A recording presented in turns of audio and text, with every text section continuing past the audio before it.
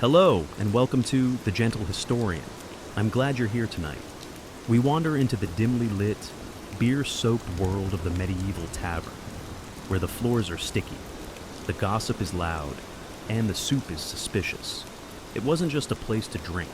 It was a place where danger, laughter, and disease mingled freely beneath a thatched roof. So, before you get comfortable, take a moment to like the video and subscribe, but only if you genuinely enjoy what I do here. And let me know in the comments where you're tuning in from and what time it is for you. It's always fascinating to see who's joining us from around the world. Now dim the lights, maybe turn on a fan for that soft background hum. And let's ease into tonight's journey together. You've trudged through a muddy street that smells like a blend of horse, smoke, and questionable soup. It's raining, of course, or just finished, so everything's slick, including your only pair of shoes. You're tired, you're hungry, and you've nearly been run over by a cart full of turnips twice. You need a drink, so how do you find a tavern in a medieval town? There are no glowing signs, no Yelp reviews, and certainly no GPS. What you do have are your ears. Just follow the noise, somewhere, past the blacksmith's forge and the fishmonger yelling about his fresh river eels, is a chorus of laughter, shouting, and someone aggressively singing about a goose. And there it is. A crooked wooden building, leaning slightly as if even the architecture has had one too many. Hanging above the door is a wooden sign, barely legible, with a crude painting of, is that a barrel or a bear? Or maybe both. Either way, this is it. Welcome to the tavern. The front step is slick with ale, and as you push open the heavy, iron-hinged door, it lets out a creak so long and dramatic it might qualify as its own form of entertainment. Instantly, warm air and the rich perfume of smoke, wet wool, stale beer, and mystery meat hit your face like a drunken handshake. You've made it. Inside, the ceiling is low enough to make tall men duck and drunk men bump their heads. The floor is dirt, not metaphorically, literally, though someone's laid down straw in an attempt to pretend it's cleaner. It isn't. There are no private booths, no waiters with menus, and no such thing as quiet conversation. This is a medieval tavern, and it only comes in two settings, rowdy and closed due to fire. You spot an open seat at a lopsided bench near the hearth, but it's wet, with what you don't ask. Someone nearby is arguing about a stolen chicken. Another is passed out with a ladle still in his hand. A one-eyed dog gnaws on a bone under a table like he pays rent there. And this friend is just the entrance. You've only just arrived, and already it smells like a night to remember, or forget. As the heavy tavern door slams shut behind you, the darkness wraps around your senses like a damp wool blanket.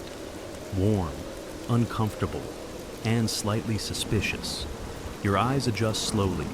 Candlelight flickers against soot-stained walls, casting dancing shadows that make even the chairs look like they might pick a fight. The hearth blazes in the far corner, doubling as both heating and open flame hazard. Smoke drifts lazily in the air, not quite escaping through the chimney that might be stuffed with a dead crow. But what hits you hardest isn't the noise or the heat. It's the smell. A medieval tavern scent is less aromatic and more emotional trauma. The top notes are ale, warm, sour, and splash liberally across every surface. Beneath that, sweat. Years of it, human, horse, and maybe something mythical. Add a hint of moldy bread, wet straw, and a whisper of boiled onions, and you have a blend no perfumer has dared bottle. The tables are carved with years of initials, crude drawings, and knife scars. They wobble with a kind of stubborn pride. The benches creak under the weight of muddy boots, thick cloaks, and questionable decisions. The floor, dirt, as promised, but layered with straw meant to soak up spills, spit, and the occasional unconscious customer. You step carefully, one wrong move, and your foot sinks into something with a texture best left undescribed. The crowd is a living, breathing organism, Loud laughter erupts in one corner, while two men argue about the price of a pig in another. A woman slams a mug down hard enough to spill half her drink, and no one even flinches. A man at the next table stares at you with the dazed look of someone who's either thinking very deeply or forgetting how chairs work. Someone nearby sneezes. The entire left side of the room collectively leans away. And still, despite the overwhelming assault on your modern sensibilities, there's something welcoming here. The tavern is alive. It's rough, raw, and completely unfiltered. The medieval version of a community hub, minus the hygiene, and with 400% more shouting. You find your seat, it's a bit damp, it's probably cursed, but for now, it's yours. At first glance, the tavern's layout looks like someone arranged the furniture during an earthquake, and then just decided to leave it that way. There's no blueprint, no bar area, no cozy booths in the back, just a sprawling, uneven spillage of tables, benches, barrels, and the occasional wooden crate being passed off as a seat. Everything is too close together or too far apart. Depending on how drunk you are, the hearth is the only real centerpiece, a big open fire roaring against one wall, doing its best to provide warmth, light, and a healthy dose of indoor smoke inhalation. Around it, people crowd in for comfort, like moths with mugs. Those with the best seats hog the warmth. Those without, well, that's what ale is for. The bar, if you can call it that, is usually just a thick wooden plank resting across two barrels, sagging under the weight of jugs, mugs, and elbows. Behind it stands the tavern keeper, multitasking between pouring drinks, yelling orders, and giving that one guy in the corner the death stare of, "You still haven't paid for last Tuesday." There are no menus. You ask what's available and brace yourself. The answer is usually ale or shut up and wait. A narrow staircase, possibly original, definitely splintery, leads to the upstairs rooms. If you squint, you can see a boot hanging from one of the railing posts. No one's entirely sure if it's decorative or a warning. Some taverns have a back room. It might be for storage, it might be for illegal gambling, or it might be where the last person who insulted the barmaid was taken, never to be seen again. It's best not to ask. The walls are stained with candle soot. The windows are covered with greasy cloth or animal hide, and every surface has been thoroughly polished by the elbows, boots, and spilled drinks of generations past, and maybe a chicken, somehow, despite the chaos. Or because of it, it works. Everyone knows where to go, how to sit, when to shout, and when to duck. It's not organized, but it is alive. Every medieval tavern has a ruler, and it's not the local lord or the tax collector. It's the tavern keeper. They may not wear a crown, but don't be fooled. This person runs the show. Equal parts chef, server, accountant, babysitter, and executioner of barroom justice. The tavern keeper is a one-person institution, and they take no nonsense. If it's a man, he's likely built like a barrel with arms, grizzled, grumpy, and carved from cured meat and bad decisions. If it's a woman, and often it is, she's sharper than a blacksmith's file and can silence a room with a single look. Either way, they've seen everything, heard worse, and cleaned blood out of straw before breakfast. They greet regulars with a nod, strangers with suspicion, and troublemakers with a tankard to the head. Behind the bar, they keep mental tabs on who's paid, who owes, and who's had 3 too many. And they do it all without writing anything down. Because medieval literacy might be rare, but tavern memory is terrifying. The tavern keeper sets the tone. If they're in a good mood, the place hums. If they're in a bad mood, you'd better drink fast and keep your jokes to yourself. They're the referee in every argument, the judge in every cheating scandal, and the first to grab a club when a fight breaks out. You do not mess with the tavern keeper. They also know everything. Who's in debt, who's having an affair, who arrived in town under a false name, need information, bribe the barkeep, need protection, sit near them, need a favor, better hope you didn't break a mug last week. Some have a helper, a son, daughter, spouse, or orphan they sort of adopted, and now make carry barrels twice their weight. These assistants run drinks, mop floors, and try not to spill anything or get stepped on by drunks. So, while the tavern may feel like chaos to you, it's actually a very delicate ecosystem. And in the center, commanding it all like a storm god in an apron, stands the one person keeping the ale flowing and the roof from collapsing into a riot, the tavern keeper. So you finally settle onto a creaky bench, dodging elbows and spilled stew. Your throat's dry, your boots are damp, and it's time for the main event, the drink. But don't expect a wine list or a polished mug. This is a medieval tavern. Your choices are limited, lukewarm, and possibly life-threatening. Let's start with the classic, ale, unfiltered, unpasteurized, and usually brewed in the back room where the dog sleeps. It's thick, cloudy, and often comes with floaties, bits of grain, yeast, or possibly a chunk of the previous customer's mustache. It's not cold because there's no ice. And you don't ask how long it's been sitting in the barrel. You just drink and hope. Next up, mead, honey wine, sounds fancy. Right. In reality, it's sweet, strong, and occasionally explosive. If the tavern keeper made it themselves, it might be delicious, or it might taste like regret and be venom. It's usually served to nobles, wedding guests, or that one who insists on being paid in gold or mead. Then there's cider, made from apples that were either freshly picked or dropped on the ground 3 weeks ago. Sharp, tangy, and served in cracked mugs that may double as soup bowls by morning. It's the drink of choice in orchard-rich regions, or for those who want something just alcoholic enough to forget the smell of the man sitting beside them. Wine? Technically, yes. But unless you're in Southern Europe or the nobility's in town, it's likely watered down, soured, and served with a side of sarcasm. Good wine is reserved for lords, bishops, and the merchant who just sold 12 crates of salt and water. That's a bold choice, because half the time, it's teeming with invisible death. Boiling costs fuel, and clean wells are rare. That's why even children drink ale. It's not about the buzz. It's about not dying of dysentery before age 8. No one's measuring shots or crafting cocktails here. You drink from mugs made of wood, clay, or tin. Some still have last night's stew in them. You raise your mug, sniff it, and sip. It's warm, it's bitter, and somehow it's perfect. Because in the medieval tavern, if it's wet and won't kill you immediately, it's a fine vintage.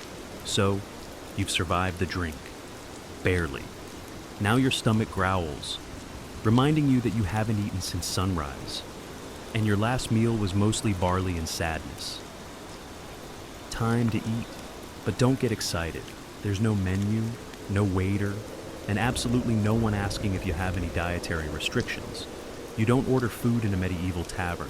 You ask what's left, then hope it's hot and only vaguely mysterious. The star of the tavern table is usually pottage, a thick stew made from whatever grains, vegetables, and questionable proteins were lying around that day. It's been cooking in the same pot since Monday, and it's now Thursday. New ingredients are added daily. Nothing is removed. It's less of a meal and more of a culinary time capsule. If meat is involved, congratulations, it's probably rabbit, pigeon, or the unlucky chicken who wandered too close to the fire. If it's game meat, it might be delicious, or it might be aged past reason and seasoned with desperation. Your bowl is made of wood or clay. Your spoon, either your own or your fingers. Most people carry their own knife, so eating is a BYO cutlery affair. And don't expect napkins, just the sleeve of your tunic or a shared rag that's seen things it'll never forget. Bread is also on offer.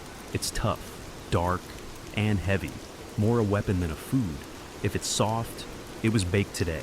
If it's hard, it was baked last week.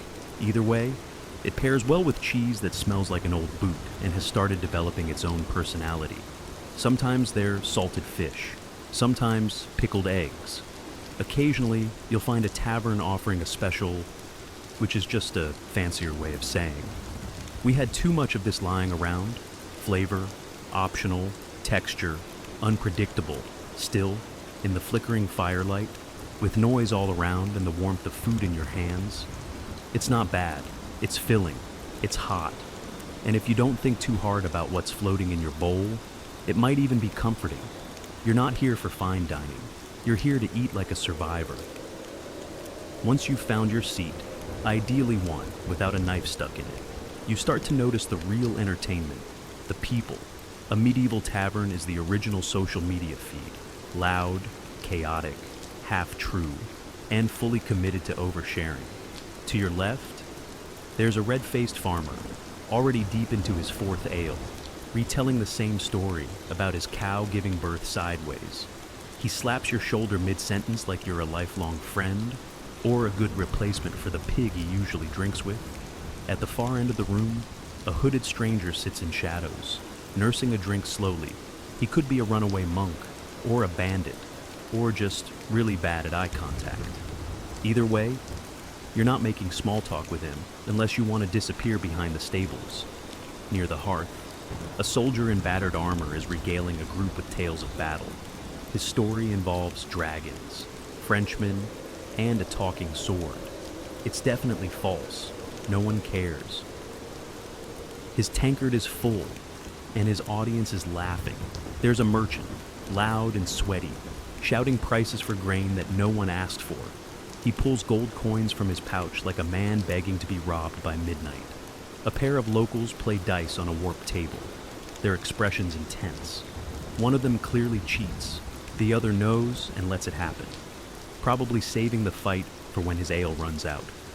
A bard strums in the corner, voice cracking on the high notes of a love song that sounds suspiciously like one he just made up.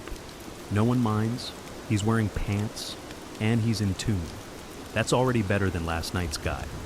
Women wander through the crowd, some tavern staff, others working their own business. They're sharp-eyed, confident, and absolutely not to be trifled with. They'll flirt, laugh, or knock your teeth in depending on your tone. Children occasionally dart between legs, swiping leftover bread or coin. No one stops them. It's just part of the rhythm. Everyone is watching, drinking, plotting, and pretending not to notice the man slumped under the table.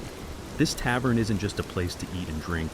It's a living, breathing performance, and tonight, you're part of the cast. Forget lutes and ballads for a moment. The real soundtrack of a medieval tavern isn't a song, it's a symphony of chaos. It begins with a clink of mugs, dozens of them slamming against wood in celebration, negotiation, or drunken misfire. Some clang cheerfully, others shatter completely. Both are met with cheers. Then comes the laughter.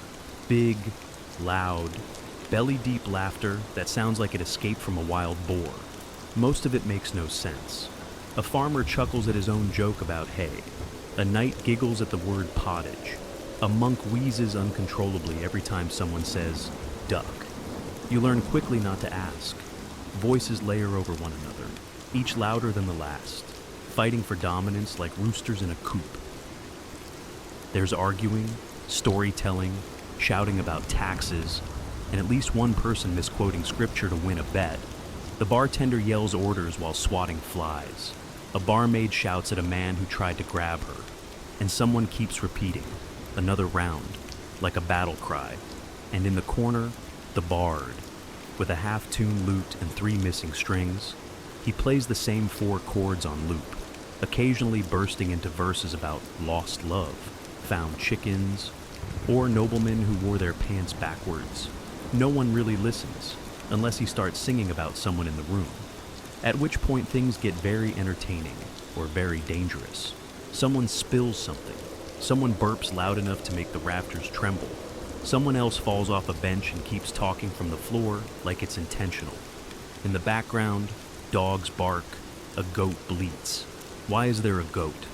And chairs scrape across dirt like thunderclaps in a wooden cavern. It's not peaceful, but it's oddly rhythmic. Occasionally the room goes quiet, not by choice. Just a sudden lull. It lasts exactly 3 seconds. Then someone farts heroically, and the music starts again. This isn't background noise. This is the tavern's heartbeat, raw, rowdy, and relentlessly alive. If you listen closely enough, it starts to make sense. A kind of harmony born from disorder. And like the rest of the tavern, it only gets louder the longer you stay. Once the ale starts flowing and the stew starts settling, the tavern transforms. It's no longer just a place to eat and drink. It becomes a medieval casino, minus the velvet ropes and with way more yelling. Gambling is the sport of the evening, and everyone plays, from weathered soldiers to barefoot boys with borrowed dice. There's no dealer, no pit boss, no regulation, just a cracked wooden table, a handful of copper coins, and the vague promise that someone's about to lose their dignity. Dice are the game of choice, carved from bone, wood, or whatever was lying around. They clatter across tabletops like rolling thunder, each toss followed by a mix of cheers, groans, and accusations of witchcraft. No one trusts the dice. Everyone uses them. Then there are cards. If you're in a more cultured part of town, thick, hand-painted, worn to the edges, and always missing one or two, the rules shift based on who explains them. Sometimes you're trying to get the highest number. Other times you're matching symbols or just making it up as you go. It's like poker, but with more slapping. Wages range from money to mugs to livestock. Yes, someone wants better goat. Someone else bet their boots. And someone else bet their own freedom for the night. Spoiler, he lost. The regulars are slick. They shuffle quickly, roll slowly, and smile a little too wide. Cheating, of course. It's half the fun. A hidden die here, a marked card there, a mysterious cough when the lucky player leans in. If you win big, you buy a round, or risk getting jumped. If you lose badly, you smile, pretend you meant to, and slowly push your chair back toward the door. Side games erupt too. Arm wrestling, thumb wars, and the ever-popular who can drink the most without falling over. The winner earns applause, the loser earns a night under the table, and a headache that lasts until next market day. But even when the rules are unclear and the stakes are absurd, the energy is addictive, because in a medieval tavern, luck isn't just a game, it's a gamble with your purse, your pride, and possibly your pants. As the night deepens and the tavern fills with warmth and humidity, a new kind of performance takes the floor, one made of words, music, and confident nonsense. This is story time, medieval style. A bard clears his throat in the corner, gently plucking at a half-tuned lute, the strings squeaking like old boots. He's missing a few teeth, but not a bit of confidence. With a dramatic flourish, he launches into a ballad of heartbreak and heroism. Something about a knight who fell in love with a mermaid and drowned nobly while reciting poetry. No one believes him. Everyone listens anyway. That's how it works here. Truth is optional. Entertainment is everything. Around the tables, others join in, not bards, just patrons with ale-fueled bravery and a tale to tell. One man swears he once wrestled a bear and lived to drink about it. Another claims he saw a witch turn a cow into a goat. A third insists he's related to Charlemagne on his mother's cousin's side. Everyone's story begins with, "You won't believe this." But, and they're right, we don't. But we want to. Boasts become ballads. Mishaps become myths. Someone tells a joke so bad, it circles back to being good. Someone else recites a poem, likely plagiarized from a monk's scroll. The room claps, hoots, or throws bread, depending on the quality or quantity of the performance. If you're lucky, a skald or minstrel might be passing through. Professionals who travel from town to town, exchanging music for coins, meals, and occasionally a place to sleep indoors. Their songs are polished, their tales long, and their ability to rile up a crowd, dangerous. But even they know the golden rule of tavern tales. Never let facts ruin a good story. In this smoke-filled room, with the fire crackling and the mugs sloshing, storytelling isn't just entertainment. It's tradition, it's connection, it's how you make friends, enemies, and the occasional lifelong drinking partner. By midnight, Half the tavern is reenacting the story of the one-legged knight who fought off 6 highwaymen with a ladle. You laugh, you cheer, you forget it's all made up. Because in a medieval tavern, every liar is a legend, if the story's good enough. As the night deepens and the ale keeps flowing, something changes in the air, a kind of boozy boldness. The bard is halfway through his 3rd song about unfaithful shepherdesses, and suddenly everyone's feeling romantic. Welcome to medieval flirting. Subtlety has left the building. It starts with eye contact, or at least one eye, slightly squinting through a mead-induced haze. A man with 2 remaining teeth leans across a bench and slurs, "Milady, your beauty burns brighter than the hearth." She responds by hurling a bread crust at his. The room cheers. Others try their luck more gently, offering refilled mugs, clumsy compliments, or offers to help carry a bowl of stew so it doesn't spill. Spoiler, it still spills. If you're a woman in the tavern, staff, guest, or traveling merchant, you're likely used to fending off at least 3 would-be poets, 2 arm wrestlers, and 1 man who tries to impress you by balancing a knife on his nose. Sometimes it works. Usually it ends with a black eye or an empty purse. For those actually seeking companionship, taverns offer more than just flirting. Courtesans work the room with practiced ease, knowing who has coin, who has charm, and who will pass out before making it to the stairs. Transactions are discreet, but the implications are loud. Jealous lovers. Oh yes, nothing sparks a tavern fight faster than a stolen glance, a wandering hand, or a husband catching his wife laughing a little too hard at the bard's joke about bishops.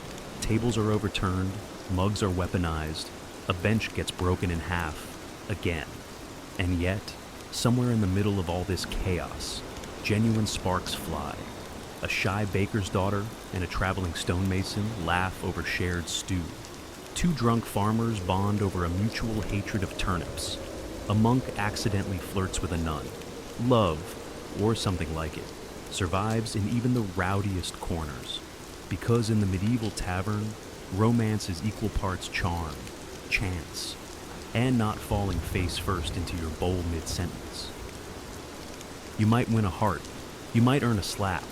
Either way, you're going to remember it, or at least hear about it the next morning. It was bound to happen. Maybe someone spilled a drink. Maybe someone accused someone else of cheating at dice. Maybe 2 people claimed the same bench and neither backed down. Or maybe someone said something about someone else's mother, goat or soup. Doesn't really matter. Suddenly it's on. The tavern, once a blur of music and mugs, turns on a dime, a stool flies, a tankard crashes to the floor. Someone yells, "Hold my bread," and launches themselves over a bench with all the grace of a drunk catapult. No one is surprised. In fact, most people don't even stop drinking. A bar fight in the Middle Ages isn't rare. It's expected. It's practically a feature. And while it sounds terrifying, it's usually more comedic than deadly. People swing wildly, miss, trip, and land in someone's dinner. Hair is pulled, beards are grabbed, shirts are torn. The tavern keeper roars like a battlefield general, while holding a ladle in one hand and a club in the other. Occasionally, someone joins the fight with no idea why. They just saw action and leapt in, fists first. Others place informal bets, cheer, or slide their mugs out of splash range. Weapons? Rare. Most folks know better. Pulling a blade in a tavern can turn a casual brawl into a full-blown tavern legend.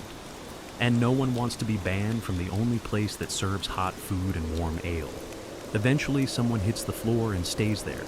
Someone else stumbles into a wall and decides that's as good a place as any to sit and rethink their life. The fight burns out like a tavern candle, suddenly and without ceremony. And here's the strange part. Once it's over, it's over. The fighters are separated, mugs are refilled, someone starts a song. And within 10 minutes, everyone is laughing again, including the guy with the bleeding nose. No grudges, no lawsuits, just bruises, all stories. And maybe a new nickname like One-Eyed Arnold or Benchbreaker Bill. Because in a medieval tavern, a good fight is just part of a good night. Messy, ridiculous, and weirdly bonding. And if no one gets hurt too badly, it's just another round of entertainment. So, the brawl's over. The bard has passed out mid-ballad, and your stomach is full of mystery stew and slightly fermented cider. It's time to sleep, or at least attempt to. But don't expect a feather bed and lavender-scented linens. This is a medieval tavern, not a spa. If the tavern offers lodging, it's likely a creaky staircase away. Upstairs, past slanted floors and beams low enough to test your skull's durability. The rooms are small, cold, and absolutely shared. Privacy doesn't exist. You're sleeping shoulder to shoulder with strangers. Some snoring like church bells, others dreaming loudly in languages you've never heard. Beds. Technically, most are straw-stuffed mattresses, thin, lumpy, and crawling with what medieval folks fondly called companions. You lay down fully clothed, boots on, dagger under your pillow, not for comfort, but for defensive strategy. Blankets are shared, so are smells. And if someone had garlic earlier, someone always has garlic. It will become an intimate part of your dreams. If you're too poor or too drunk for a room, you sleep downstairs, on a bench, under a table, or just in a corner by the hearth, curled up next to a dog that may or may not belong to the tavern. You'll be stepped on, probably sneezed on, and maybe used as a footrest. The tavern never really quiets, even after the last mug is drained and the last fight patched up. There's always someone muttering in their sleep, a log popping in the fire, or a distant fart echoing through the rafters. And yet, somehow, you drift off. It's not comfortable, it's not clean, but it's safe enough. The fire keeps the worst of the cold away. The tavern keeper keeps watch with one eye open and a club in hand, and the noise becomes its own kind of lullaby, familiar, human, alive. You'll wake with a sore neck, a dry mouth, and a questionably acquired bruise, but for a few hours, you sleep, in the company of travelers, rogues, farmers, and fools. No kings, no silence, just snoring, straw, and the faint hope your boots are still there come morning. Dawn creeps in like an uninvited guest, sliding pale light through the cracks in the shutters, and poking at your eyelids with merciless persistence. The tavern has changed overnight. Not quieter exactly, but quieter in a defeated sort of way. You open one eye, someone's boot is on your chest. Someone else is mumbling in their sleep about sheep taxes. The bard is snoring under a table, clutching his lute like a lover. A chicken hops across the floor, pecking at yesterday's bread crusts. No one questions where it came from. The fire has died down, leaving the room cold and smoky. A few patrons begin to stir, groaning like wounded warriors from battles fought entirely inside their own skulls. One man sits up, looks around, and lies back down, having decided today isn't worth it. The tavern keeper is already up, because of course they are, clattering mugs, sweeping straw into fresh piles, reheating something in a pot that smells both inviting and slightly vengeful. They shoot a look at the bodies on the floor, then bang a ladle against a mug like a morning bell from hell. Up or out. That's your wake-up call. There's no breakfast buffet. If you're lucky, there's more pottage, now even thicker than last night.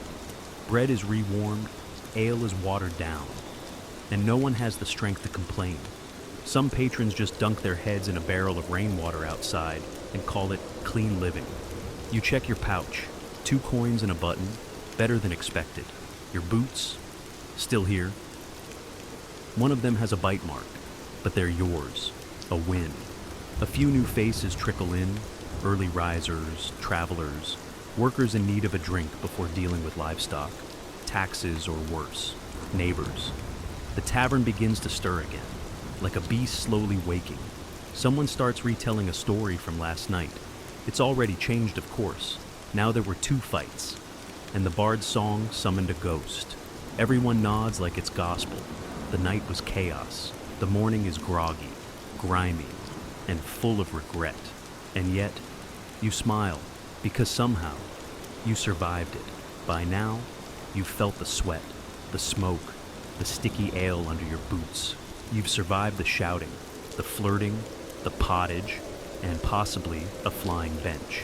And through all that, one thing becomes clear. The medieval tavern wasn't just a drinking hole, it was the beating heart of the community.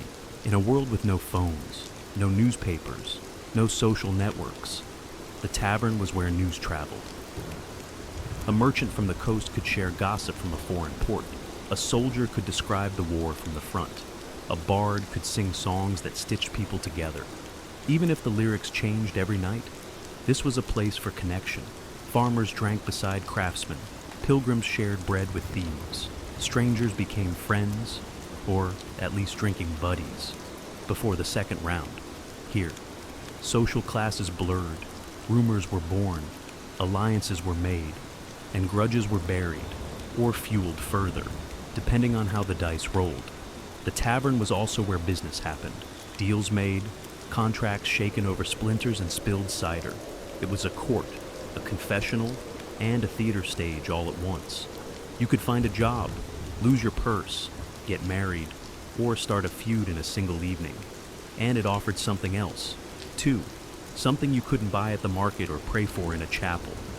Relief. From the cold, from the work, from the endless seriousness of surviving medieval life. For a few hours you could sit near a fire, hear a bad joke, sing a worse song, and forget, just briefly, how hard the outside world was. Even if the ale was warm, the bed was itchy, and the food had more bones than broth. The tavern gave you a sense of being alive among the living, and in an age where everything from disease to war to a sharp winter could take you without warning. That was no small thing. So, when you stepped into a medieval tavern, you weren't just buying a drink, you were buying belonging, story, and maybe, if the floor wasn't too crowded, a place to sleep where the fire still burned. Because long before cafes and pubs and coffee houses, there was the tavern, loud, dirty, honest, and absolutely unforgettable. Before she became the most iconic face of ancient Egypt, immortalized in a limestone bust with high cheekbones and a gaze frozen in serene confidence, Nefertiti was a woman cloaked in mystery. Her name means the beautiful one has come, but no one knows exactly where she came from. Some believe she was the daughter of a powerful Egyptian official named Ai, possibly even the sister of Akhenaten. Others argue she was a foreign princess, sent to Egypt in a marriage alliance. Her origins are debated, but her influence is undeniable. Nefertiti appears in the historical record like lightning, sudden, brilliant, and transformative. She enters Akhenaten's life not as a passive queen, but as equal partner in a reign that would shake Egypt's religious and cultural foundations. Together, they would dismantle centuries of tradition, discard the pantheon of gods, and elevate the sun disk, Aten, as the one true deity. It was a radical near heretical move, and Nefertiti wasn't just watching from the throne, she was leading ceremonies, making offerings, even depicted in art smiting enemies, a role typically reserved for male pharaohs. Unlike other queens who were relegated to the background, Nefertiti was ever present. She appears in more artwork from the period than even Akhenaten himself. In these depictions, she isn't cloaked in subservience. She stands tall, sometimes larger than life, holding power quite literally in her hands, and in a society where pharaohs were divine. Her proximity to Akhenaten, both spiritually and politically, suggested something more. Perhaps she wasn't just queen, perhaps she was co-ruler. But this rise wasn't without tension. Egypt was not ready for the upheaval. The old priesthood resented the loss of their gods and temples. The capital moved to a new city, Akhetaten, today known as Amarna, cutting ties with the old ways. And through it all, Nefertiti was there, her figure etched into stone walls, her name sung in hymns to the sun, yet, for all her visibility in life. Her death is a complete vanishing act. No tomb, no body, no confirmed end, just silence. It's as if history, after showcasing her brilliance, suddenly chose to look away. And that, perhaps, is where her legend truly begins.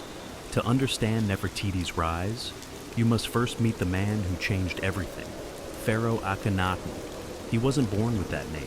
He was originally Amenhotep IV, a prince in line with a 1,000-year legacy of gods and tradition. But something shifted inside him. Some call it divine inspiration. Others say madness. When he became king, he turned his back on the mighty god Amun and declared a new truth. There was only one god worth worshipping, the sun itself, the A10. This wasn't just a religious shift. It was an earthquake that cracked the bedrock of Egyptian civilization.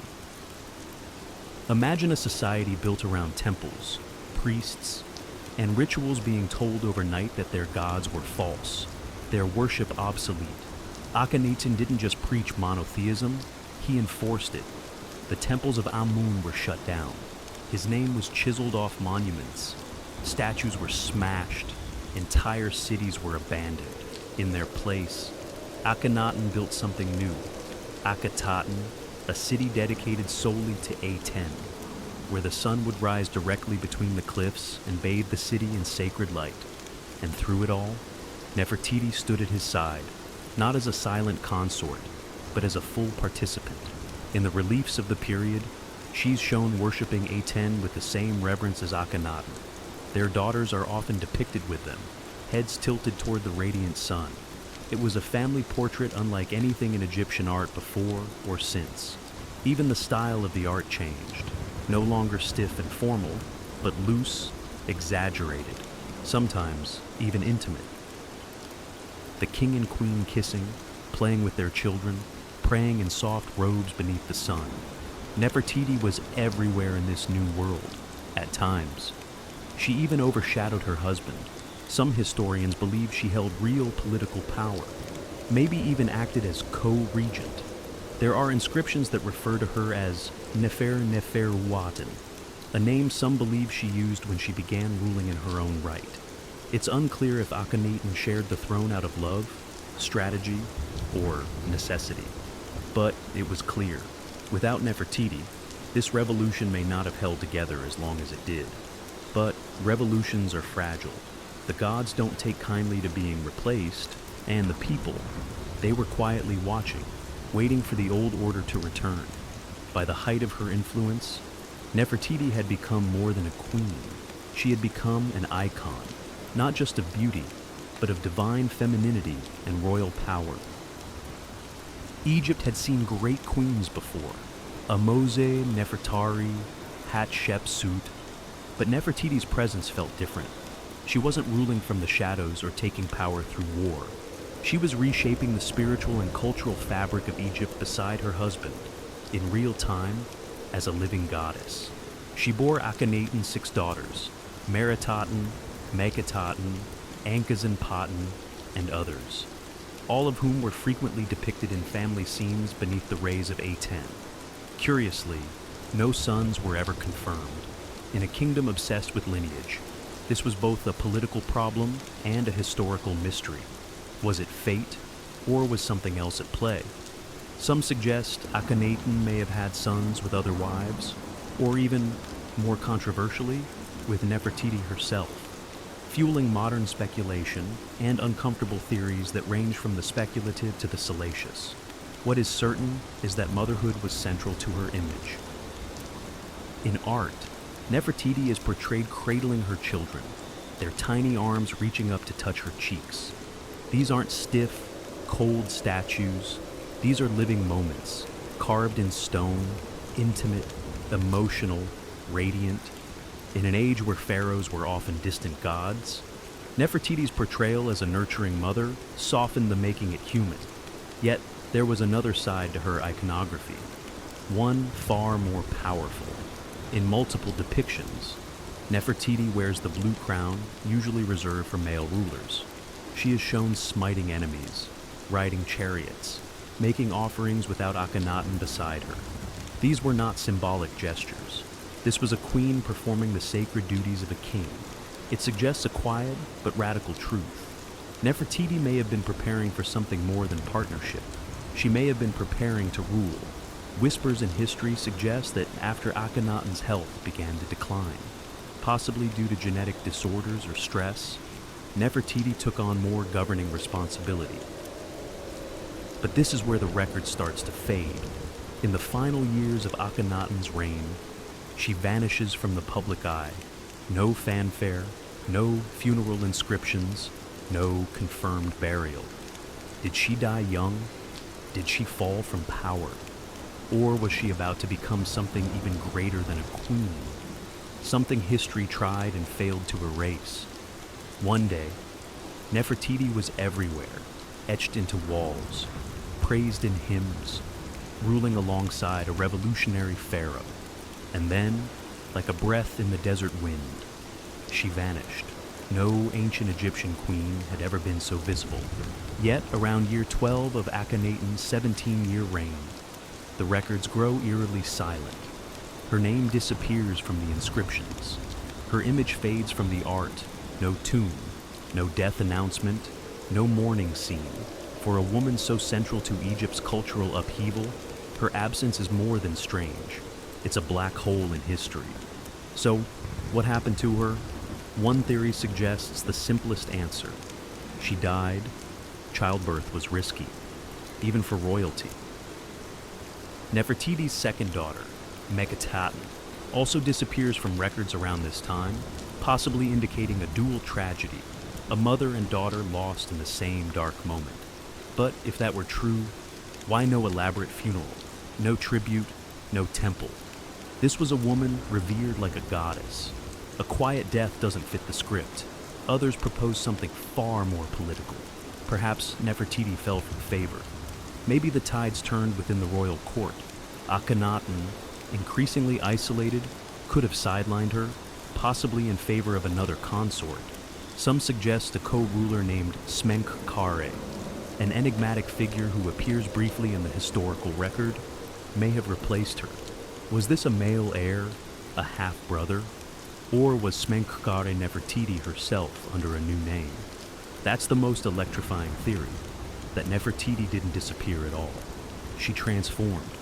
Evidence suggests someone named Neferneferuaten ruled in the final years of Akhenaten's reign. This individual used feminine grammar and inscriptions, and even referenced Akhenaten as her beloved husband. Could this have been Nefertiti, crowned as pharaoh in her own right?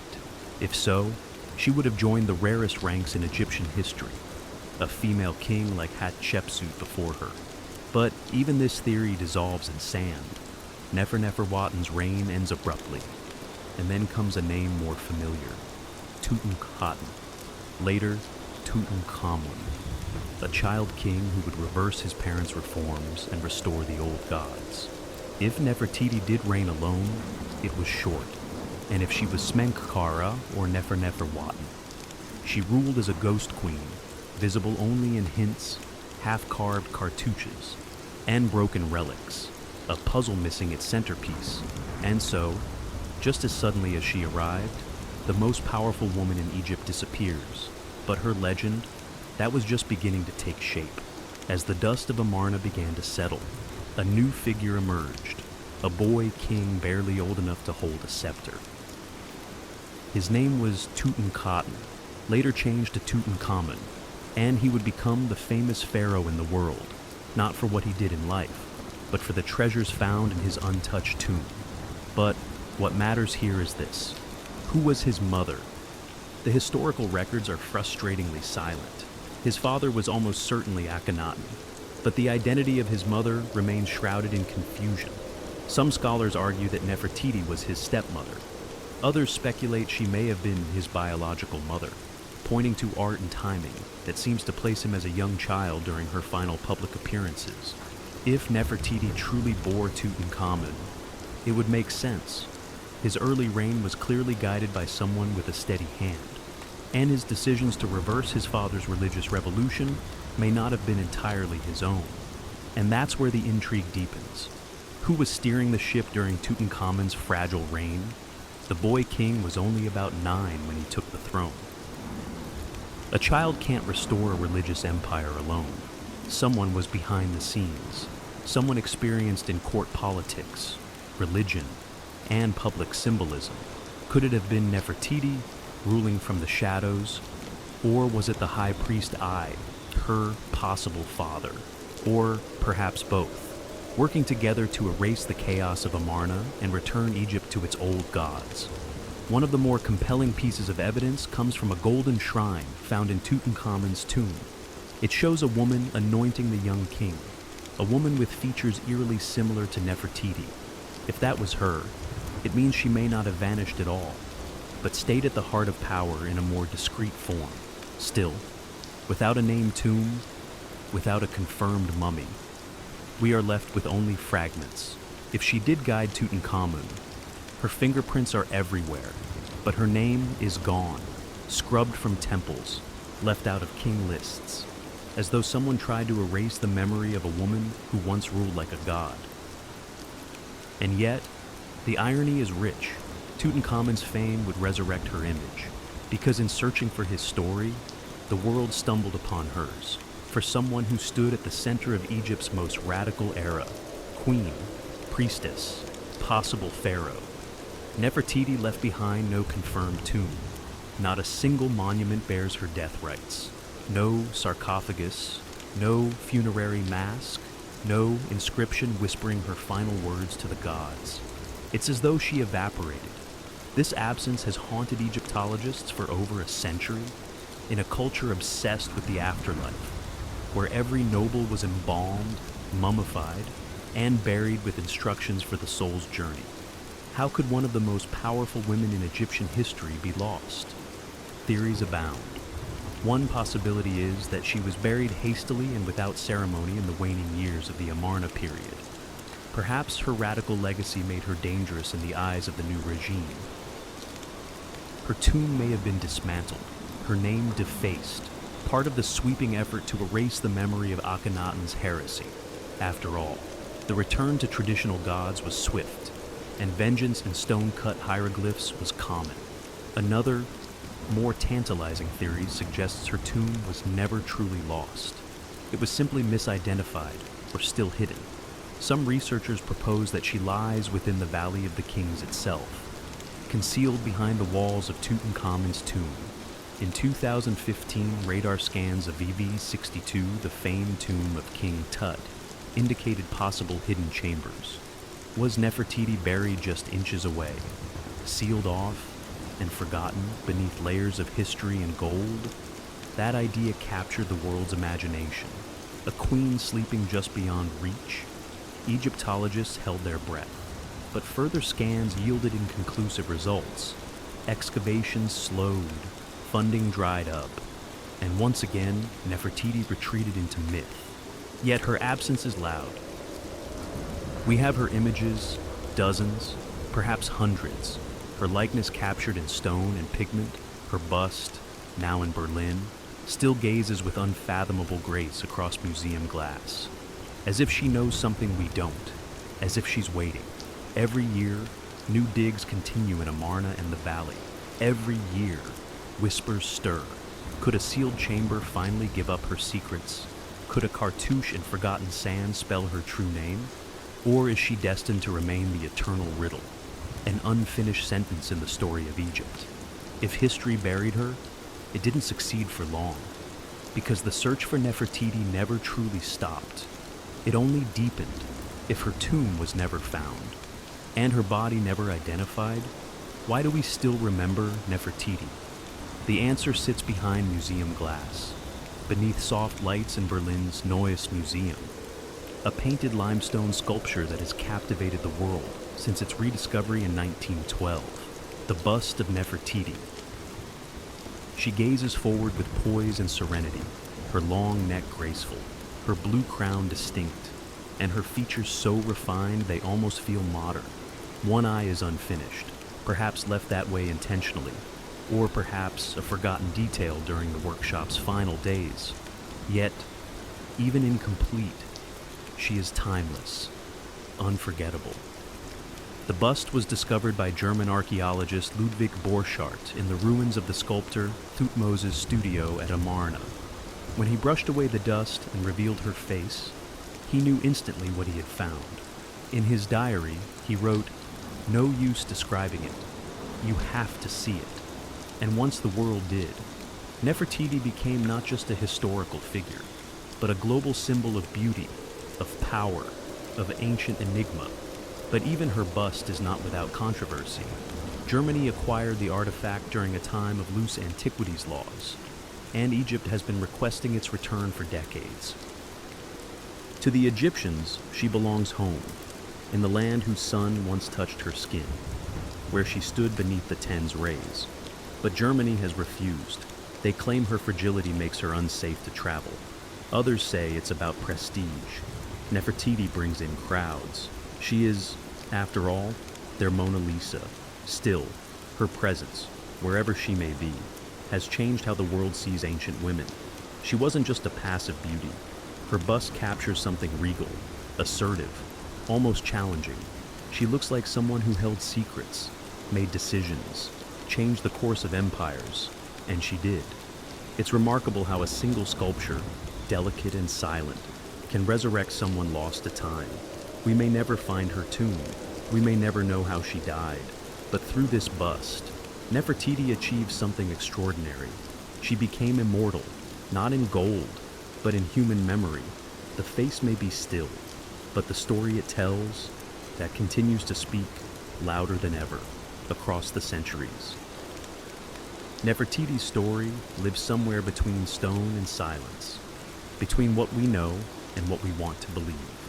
Few figures in ancient history have inspired such relentless fascination and such profound mystery. She is a paradox, one of the most documented women of her time, and yet still largely unknowable. Over the centuries, she's been imagined as many things. To some, she was a goddess in human form, the living embodiment of divine beauty. To others, she was a political mastermind, the force behind the throne, perhaps even the throne itself. Some have portrayed her as a romantic figure, tragically lost in the sands of revolution. Others paint her as ambitious, even ruthless, navigating a collapsing empire with elegance and calculation. But what do we truly know? We know she was more than a royal wife. Her imagery rivals that of kings, her presence during religious rites, royal ceremonies, and even scenes of battle reveals a woman not just beside power, but wielding it.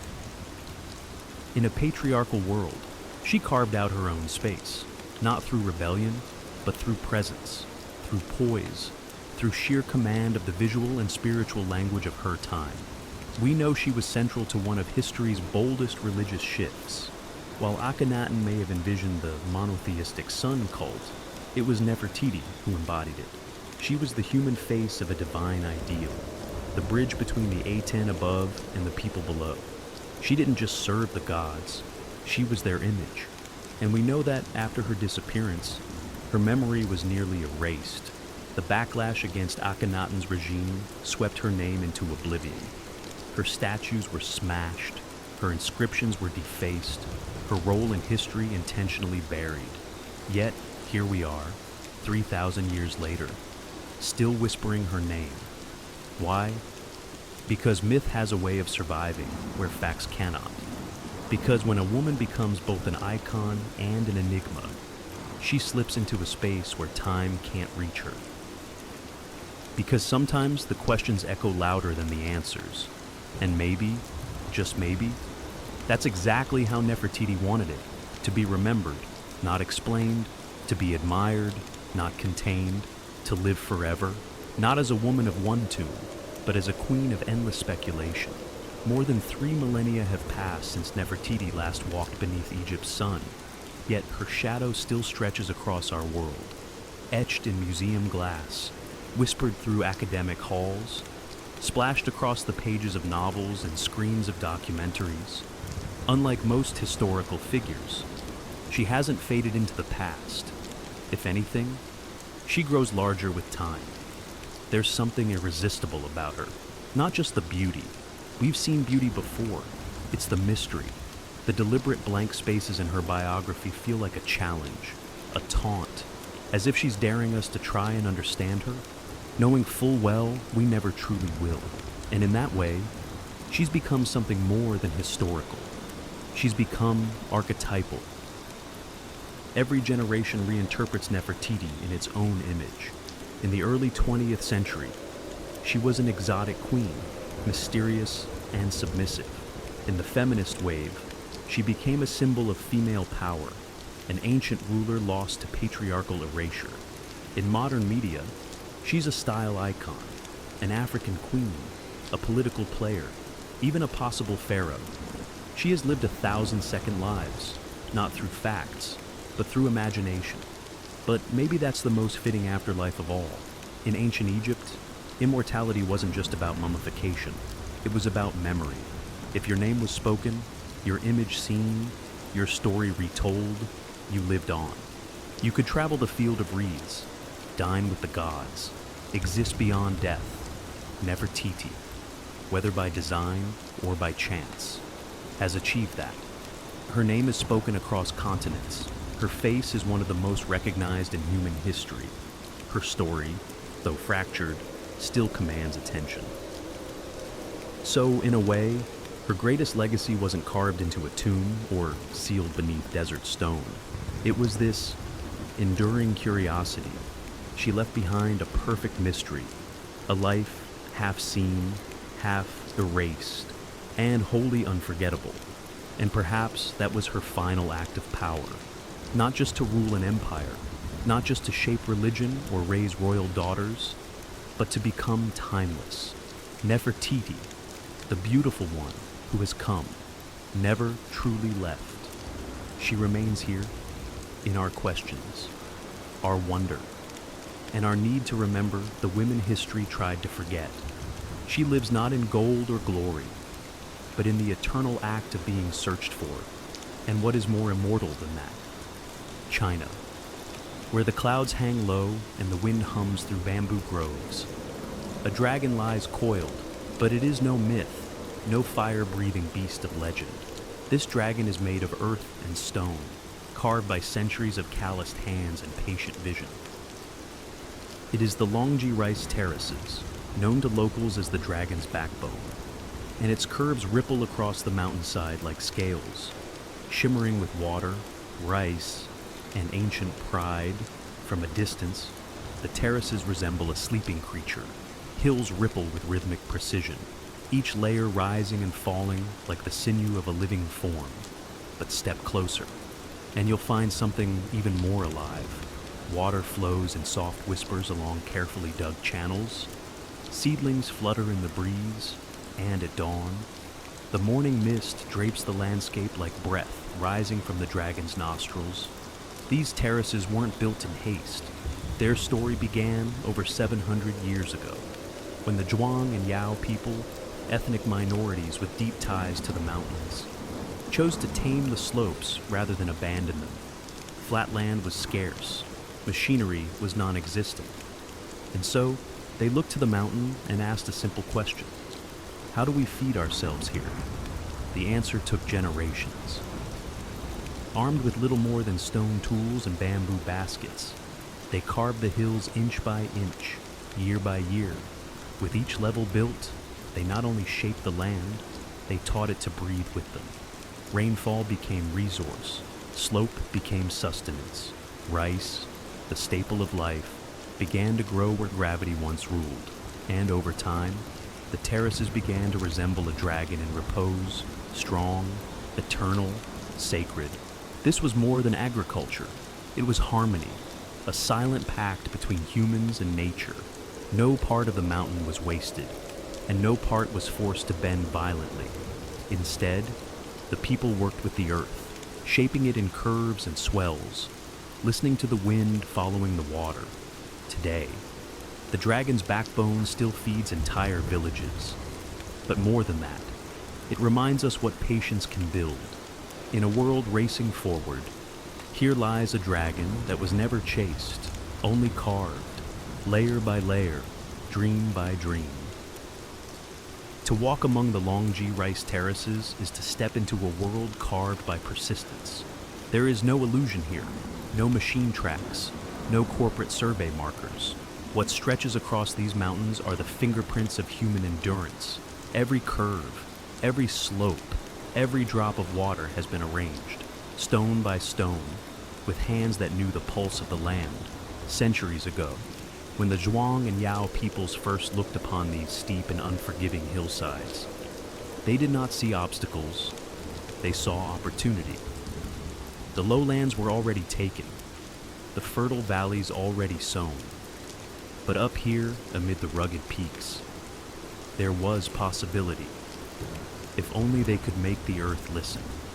With no heavy tools, they began. Wooden shovels, stone hoes, baskets of mud and rubble carried on backs worn by time.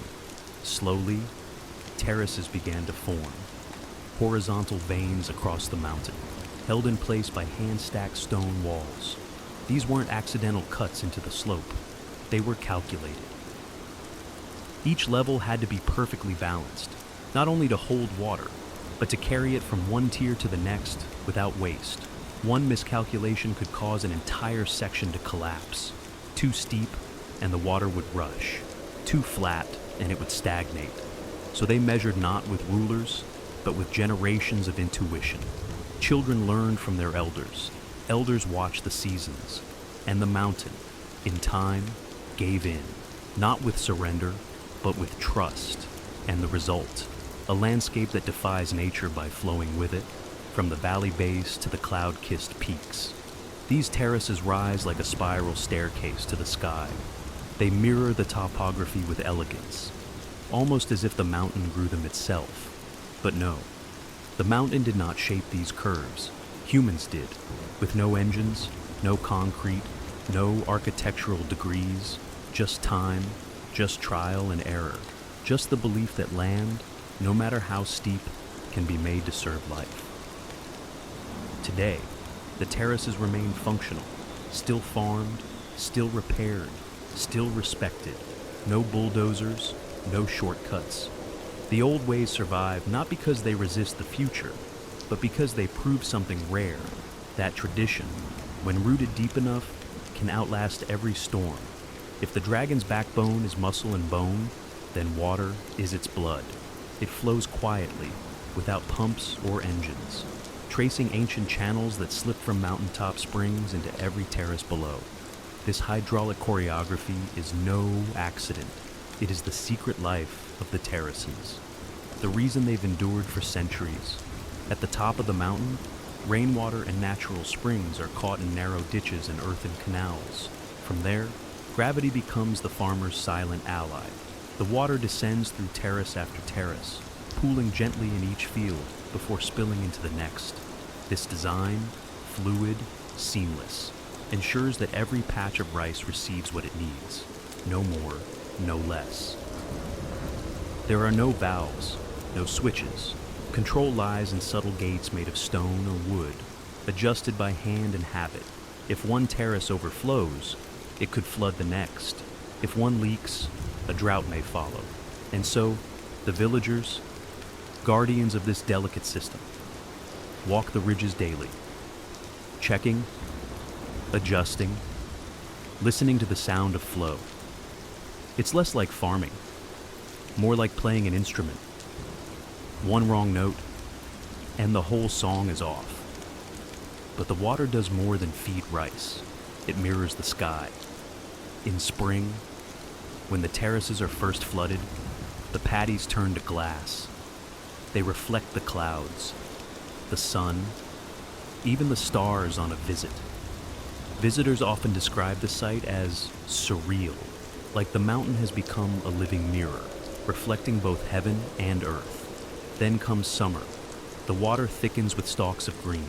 The reflection fades, replaced by movement, rippling rice plants swaying in the wind. Like an emerald sea, in autumn, the water glistens through the gold of ripened grain. And in winter, when farming ceases, snow and frost replace the flowing current. The dragon sleeps, but the channels remain, quiet veins awaiting spring. Time moves differently here, not by hours, but by moisture, by the first trickle of mountain thaw, by the sound of frogs returning, by the scent of wet soil. In a world that measures time in seconds, the people of Longji still measure it in seasons and drops. And so, the dragon lives, not in fire and flight, but in ripples of water, pulsing gently through a living masterpiece of stone and soil. Spring in the Longji Mountains begins not with blossoms, but with water. As the snow melts in the higher peaks, streams trickle downward, breathing life into the waiting terraces. The mirror-like paddies are ready. The dragon stirs, and the people prepare for the ritual that ties them to every generation before them. Planting the first seed, there is no grand announcement, only quiet movement. Farmers, young and old, rise with the mist. They walk barefoot along the narrow ridges, straw hats low over their eyes, baskets balanced on their backs. The air is thick with the scent of soaked soil and mountain wind. The paddies, flooded just days earlier, now shimmer like polished jade. This is not a task for machines. It never has been. Each rice seedling, grown in nursery beds, is transplanted by hand, one by one, line by line. The workers step into the cold water and press the tender stalks into the mud with gentle fingers. It's a rhythm that feels almost sacred. Back bent, arm out, hand press, repeat, all day, sometimes for weeks. Children follow, splashing in the shallows, mimicking their elders. They learn not from textbooks, but by standing in the water, feeling the resistance of mud, learning the spacing by eye. It's how knowledge survives here, lived, not spoken. Planting is more than labor. It is ceremony. Offerings are made to the mountain spirits. Songs are sung.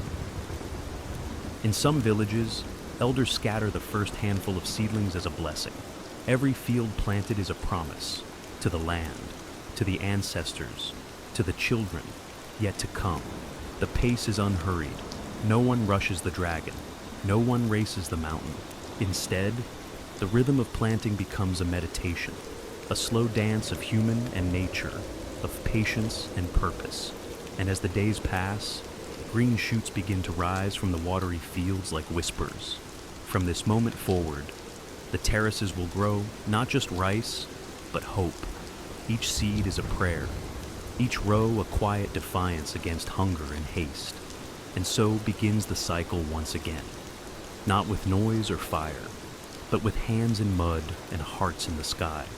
The dragon is awake, the mountain breathes, and the future is planted, one seed at a time. Scattered along the ridgelines and nestled in the crooks of the terraces are the heartbeats of the dragon's backbone. Villages like Ping'an, Dajai, and Jingkeng. These are not just settlements. They are living museums of heritage, where every home, path, and balcony clings to the mountain like a memory that refuses to fade. The houses are built of timber, resting on stilts to protect them from the rains and the steepness of the slope. Their rooftops, dark and slanted, mirror the lines of the terraces they overlook. From above, they seem like wooden lanterns floating on waves of green. Inside, life is simple, warm, and deeply communal. Generations share a home. Meals are cooked over wood fires. The smell of rice wine and bamboo smoke drifts into the mountain air. The people here belong to ethnic minorities, the Zhuang and the Red Yao, each with their own language, customs, and stories. You'll recognize the Yao women instantly. Their long black hair, uncut since childhood, is coiled into elegant shapes atop their heads. Some let it fall like silk waterfalls when they bathe in the river. A scene so graceful it borders on myth. Despite modernization creeping up the mountain trails, traditions hold strong, hand-woven clothes dyed in indigo, wooden looms creaking in quiet rooms, music played on reed pipes and bronze drums during village festivals. Weddings still involve ritual dances. The harvest is still welcomed with song. Hospitality is not a transaction here. It's a reflex. Guests are offered tea brewed from local leaves, rice wine in carved gourds, and stories passed down from elders who remember the mountain before electricity arrived.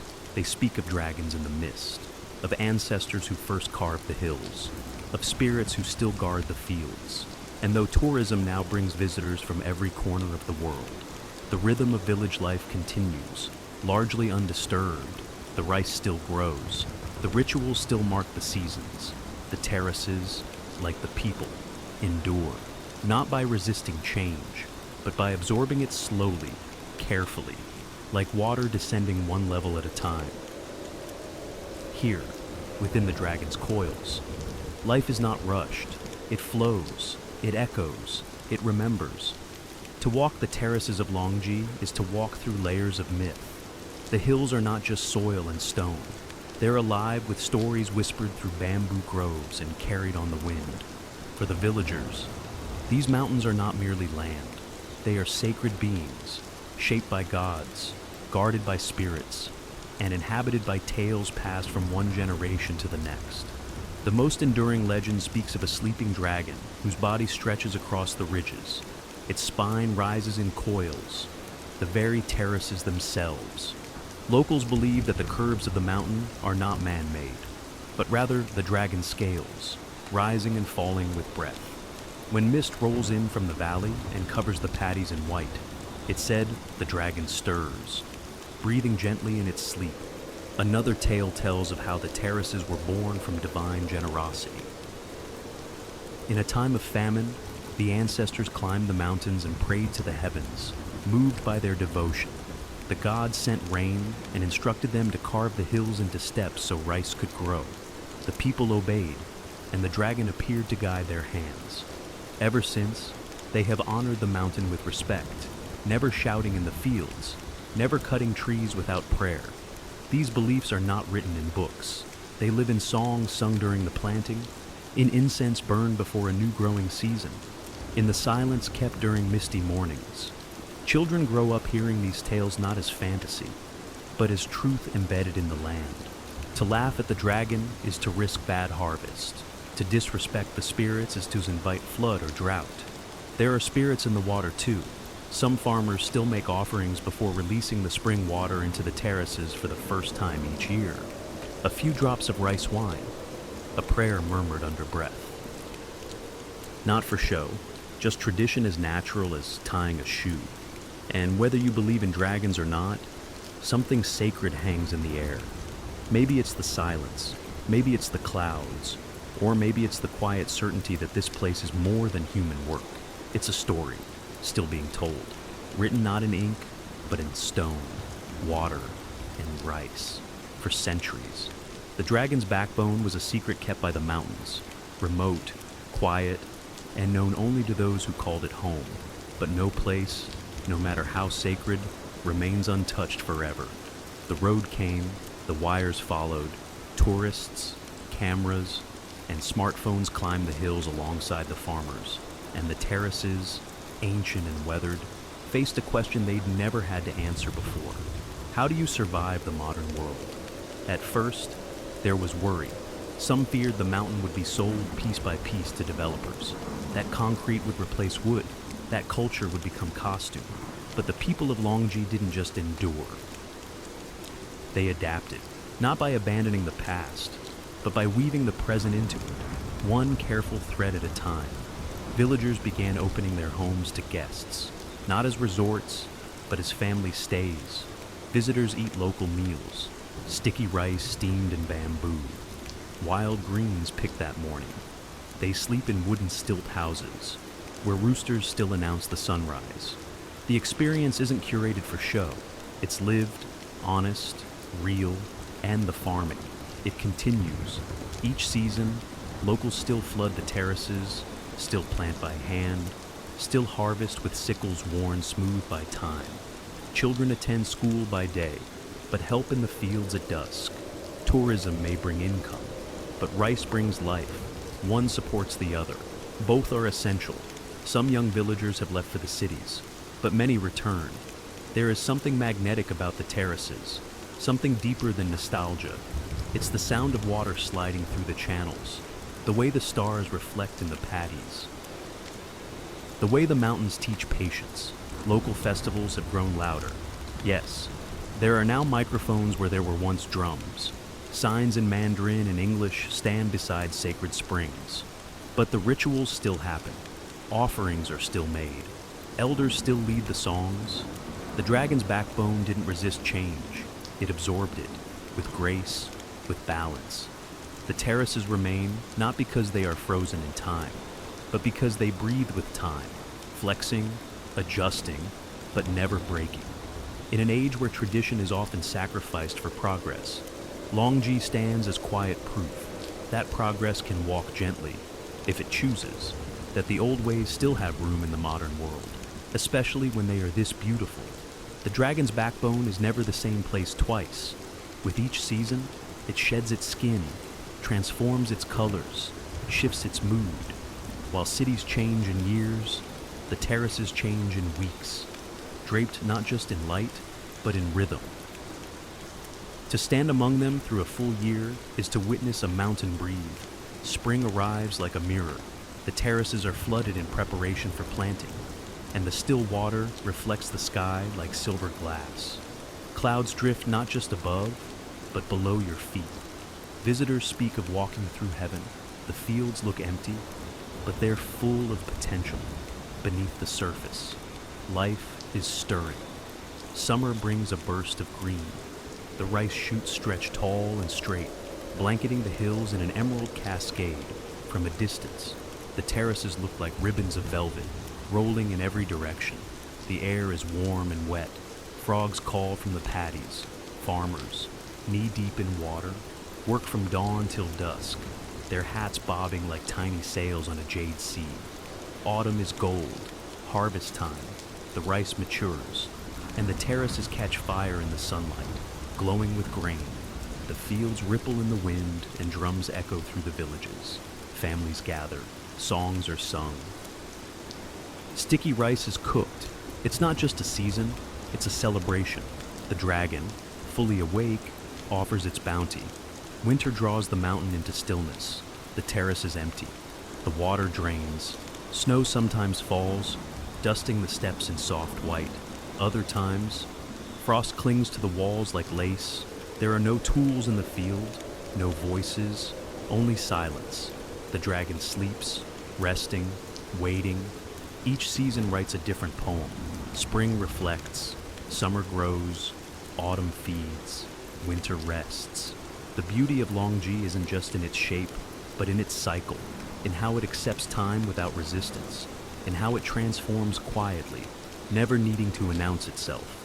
Photographers chase the light here, hoping to capture something eternal. But the terraces don't freeze for anyone. They move, they breathe, they teach us, softly. That beauty is not static. It's a rhythm, a practice, a promise renewed with every season. And so, the dragon turns again, not with roar or flame, but with water, grain, and wind. In the end, the terraces are more than fields.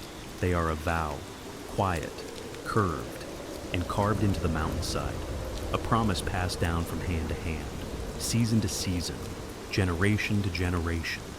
The dragon's backbone is not just a wonder of agriculture or a masterpiece of engineering.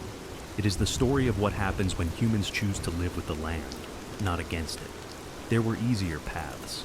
The ancestors of Longji could have moved to valleys, chased flatter ground, but they stayed. They studied the slope, listened to the stone, followed the water, and in doing so, they made the impossible ordinary.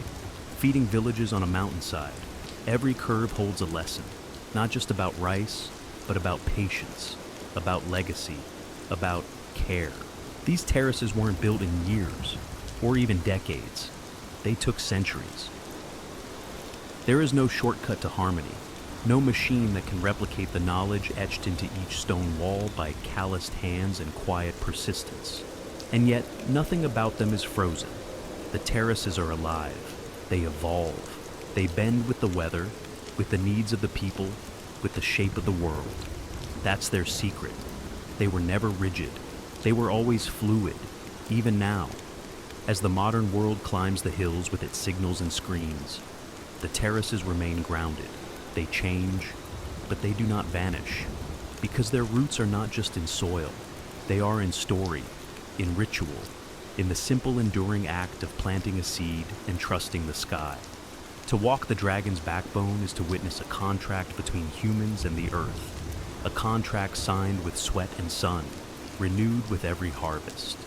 It's a reminder that progress does not always mean speed, and that greatness doesn't always roar. Sometimes it murmurs, like a stream slipping over stone.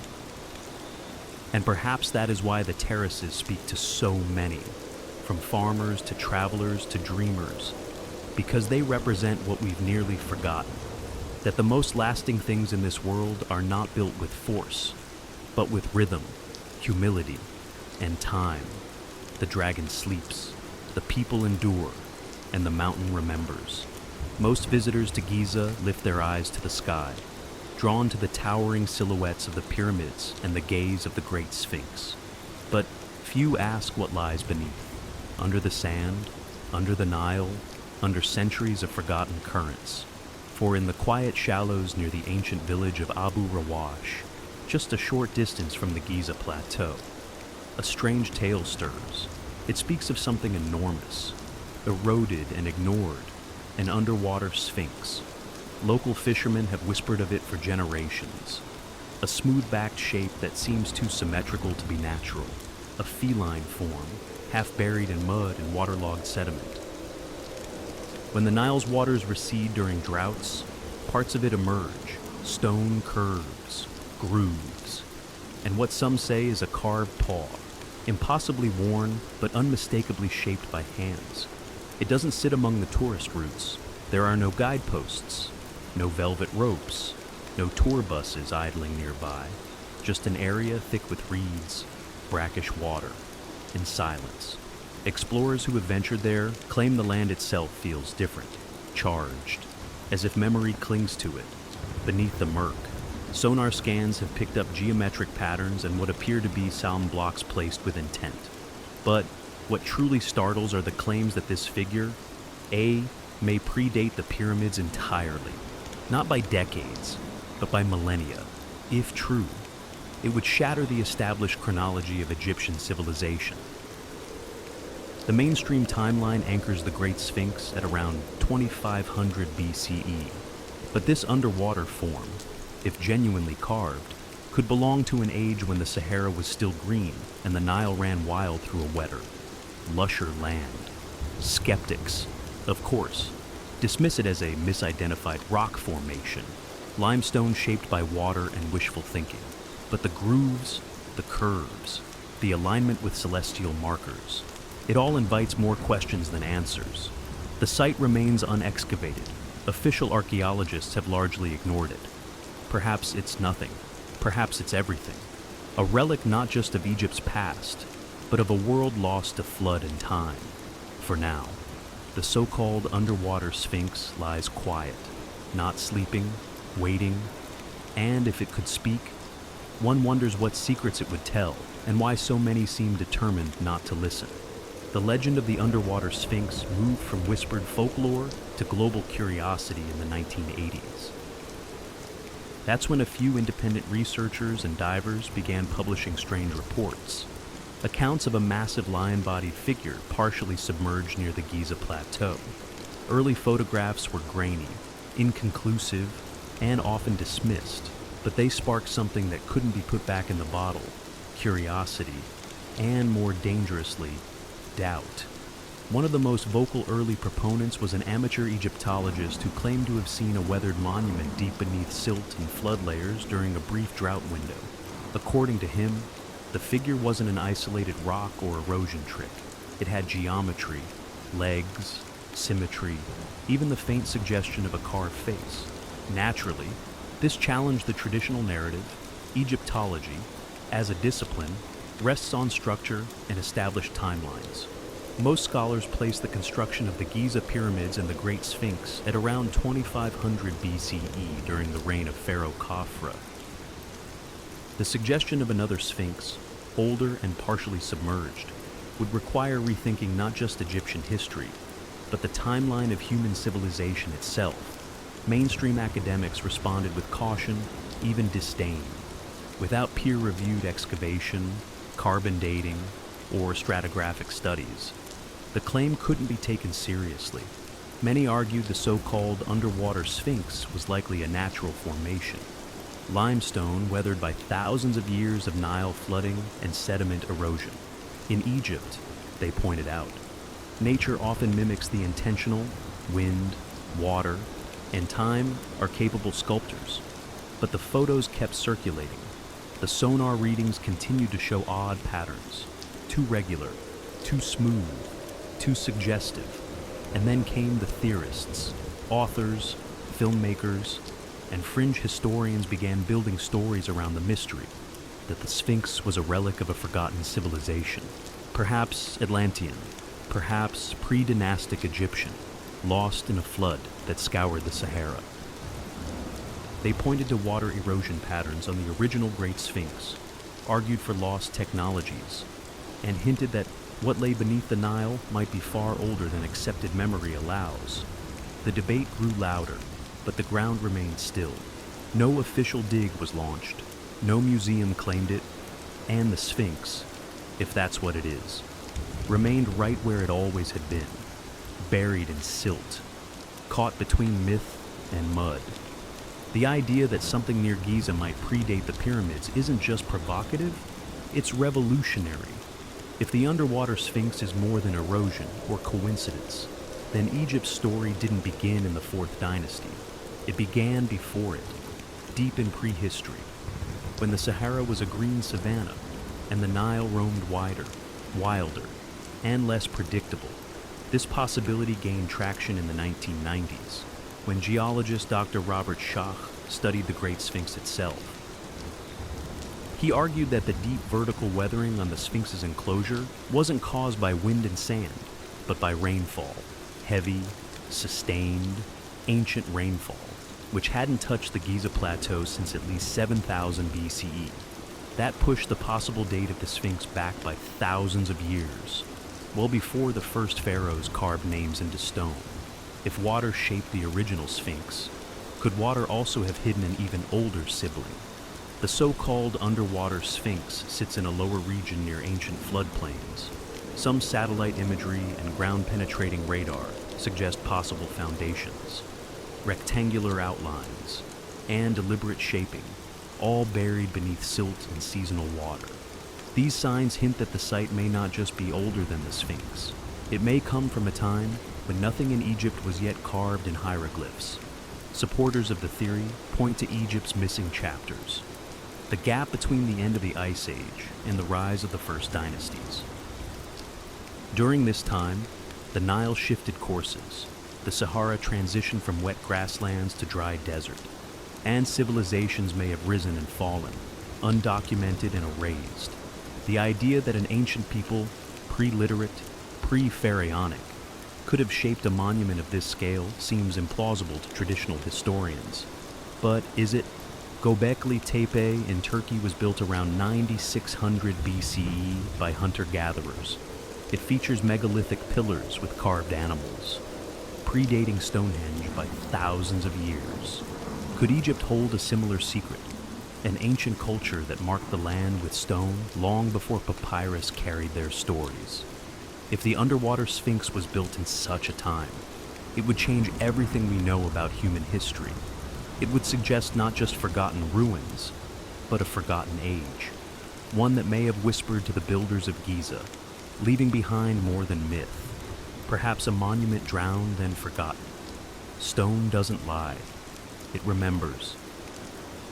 And around the site of the so-called underwater Sphinx, it tells a quiet but persistent story, not just of time, but of water, sediment layers, erosion marks, and flood patterns hint at a history long before the desert became dry, long before the Nile settled into its familiar course, long before the pharaohs carved their names into history. Geologists who have examined photographs and data from the site near Abu Rawash note peculiar erosion marks, smooth rounded grooves that suggest prolonged exposure to flowing water, not wind, not sand, but rainfall and movement, forces absent from this region for thousands of years. Similar arguments have been made about the Great Sphinx itself, especially its enclosure wall. Critics of the standard timeline point out that the deep vertical fissures seen on the Sphinx's surrounding trench don't resemble wind erosion at all. They mimic rainfall, heavy sustained prehistoric rain. Now, at the possible underwater Sphinx site, we see the same signature, only this time hidden beneath a shallow flood basin. During periods of low Nile flow or excavation, parts of the structure are said to rise into view. Lion-like haunches, shoulders, and a foundation that seems too level to be natural. Researchers who have surveyed the area note that the basin is geologically active, with high clay content and evidence of ancient water tables fluctuating violently. The stone there is heavily worn, but not randomly. The wear follows the shape of the structure itself, flowing in lines that suggest deliberate carving, then drowning. Some sediment layers around the site date back to the early Holocene, when Egypt was wetter, greener, and prone to massive flooding. If a monument had been carved then, it could have stood for centuries before being swallowed by mud, forgotten by shifting populations, and buried under the Nile's wandering silt. Skeptics argue this is all coincidence, natural formations teased into myth by hopeful eyes. But water doesn't form symmetry. It doesn't carve pores. It doesn't create aligned foundations or echo the geometry of a known sphinx just a few miles away. So the question deepens. If water erased this monument from view, what else has it taken with it? And more urgently, how much of history still lies hidden beneath the surface? If the underwater sphinx is truly there, silent, carved, and ancient, why hasn't it been excavated? Why does it remain beneath layers of mud and silence, passed over by archaeologists, ignored by governments, and left to the currents? The answer, like the artifact itself, lies beneath the surface. Egypt's archaeological institutions are protective, rightfully so. The nation guards its ancient heritage with rigid protocols, strict excavation rules, and an insistence on academic consensus. Digging up any site, especially one that challenges the traditional timeline, requires permits, funding, international oversight, and, most importantly, institutional approval. And that approval often rests on one unspoken rule. Do not rewrite Egypt's history without a mountain of undeniable evidence. And that's the problem. The so-called underwater Sphinx has never received an official, state-sponsored excavation. Independent researchers, foreign academics, and fringe theorists have studied the area. But without formal backing, their findings remain anecdotal, suggestive, but not conclusive. There's also the issue of the Nile itself. The river is not a static feature. It floods, recedes, and shifts over decades. The site where the monument allegedly rests is flood-prone, often submerged for much of the year.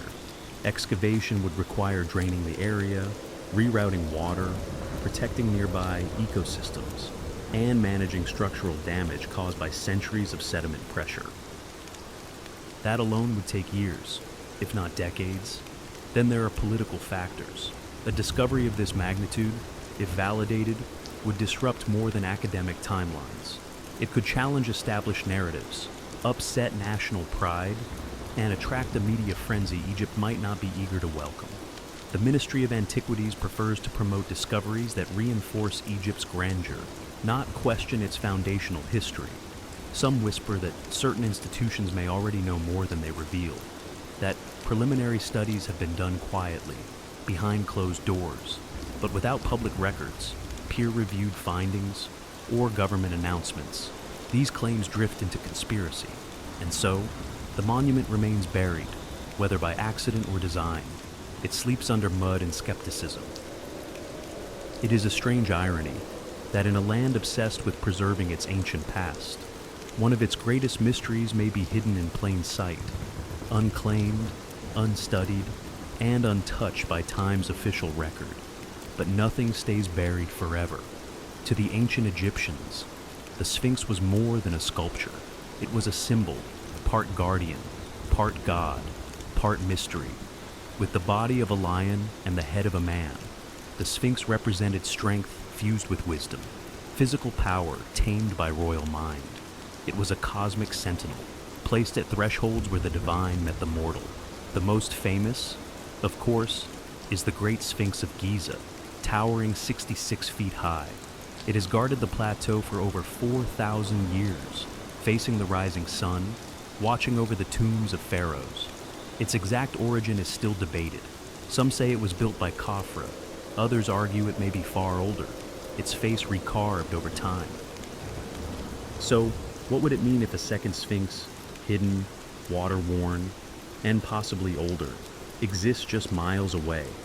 It would change everything. No known records speak of twin sphinxes at Giza. Ancient texts are silent.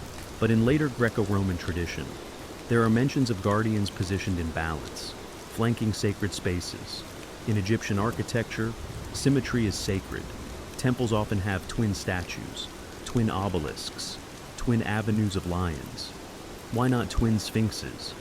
Some researchers argue that the so-called underwater sphinx might not be a copy, but the original, a prototype, a pre-dynastic version later replicated on a grander scale. If true, it suggests that the idea of the Sphinx came not from dynastic builders, but from a forgotten culture whose myths were carried forward, adopted, and refined. And if the monument predates writing, it may not be bound by the pharaoh's ideology at all. Its purpose could have been astronomical, ritualistic, or even commemorative, marking an event, a flood, or a forgotten god. The lion shape itself is no accident. In ancient Egypt, lions represented the horizon, the gate of dawn and dusk. A sphinx facing east watches the rebirth of the sun eternally. To carve one was to freeze that sacred act in stone. Now, imagine one carved before the pyramids, aligned, guarding, waiting. It would not just rewrite history, it would redefine the mythos of Egypt itself, not as the beginning of civilization, but as the last echo of something even older, and the fact that this symbol might be sleeping beneath water, all the more fitting for a guardian of lost worlds. As whispers of the underwater sphinx echo further across the world, a quiet divide has opened, one that runs deeper than sediment or stone. On one side stands traditional Egyptology, cautious, structured, and rooted in academic consensus. On the other, a growing community of independent researchers, alternative historians, and curious minds who believe something extraordinary is being overlooked. Mainstream scholars insist on evidence, peer-reviewed studies, stratigraphy, inscriptions, and radiocarbon dates. Their concern is not unwarranted. Egypt is filled with natural rock formations that resemble human or animal shapes, and misidentifying them can lead to misinformation. Archaeology, after all, must be careful. The past is fragile. It cannot be rebuilt once broken by careless hands or media hype. But to others, caution has become complacency. Independent investigators, many of them trained scientists or engineers from outside the field, argue that the underwater sphinx and similar anomalies deserve deeper study.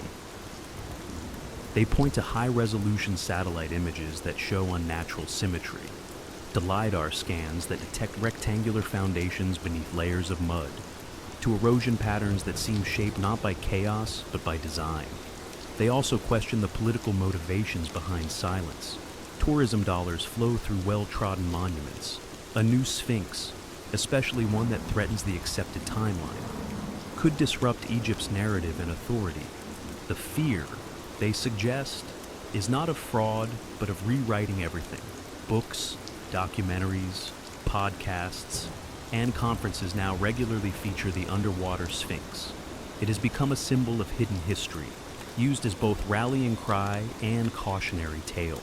Supporters call for open excavation, detractors warn against pseudoscience.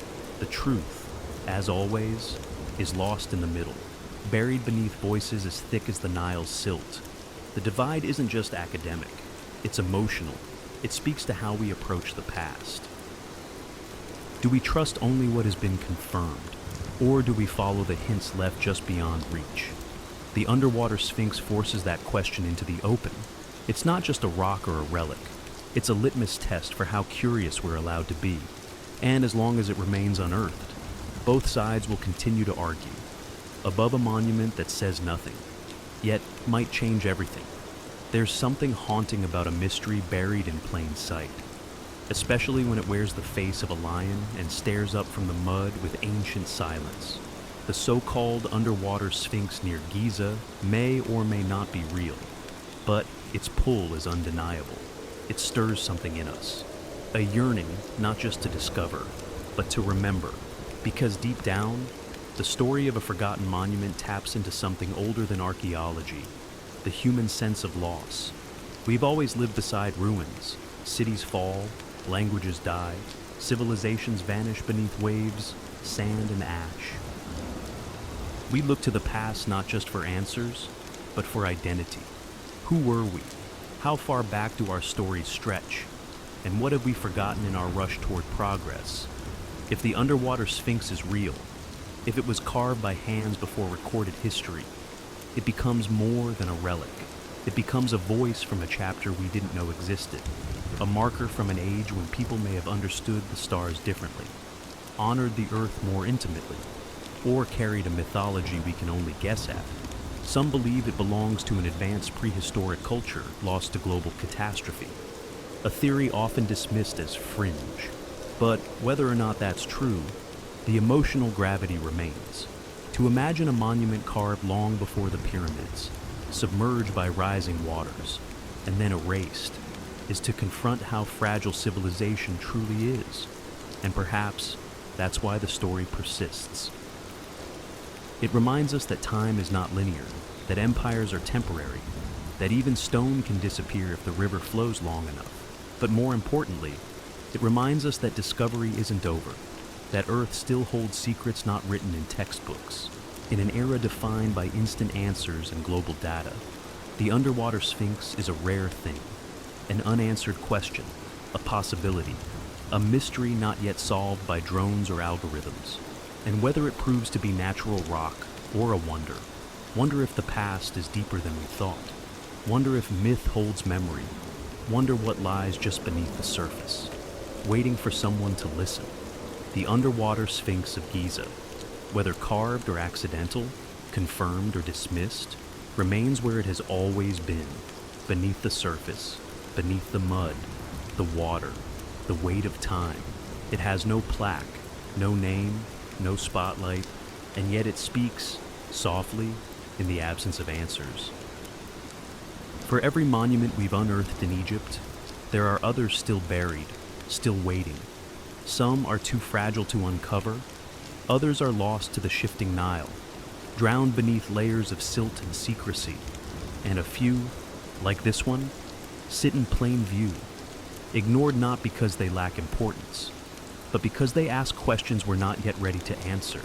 Maybe that's what makes the underwater sphinx so powerful. Not its size, not its age, but its silence. It forces us to confront the limits of what we know and the discomfort of what we might have overlooked. In truth, it may never be excavated. Politics, funding, and tradition form walls taller than any tomb. But that doesn't mean it's irrelevant. Quite the opposite.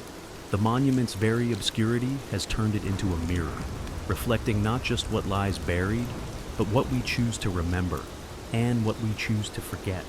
It also reminds us that history is not a closed book.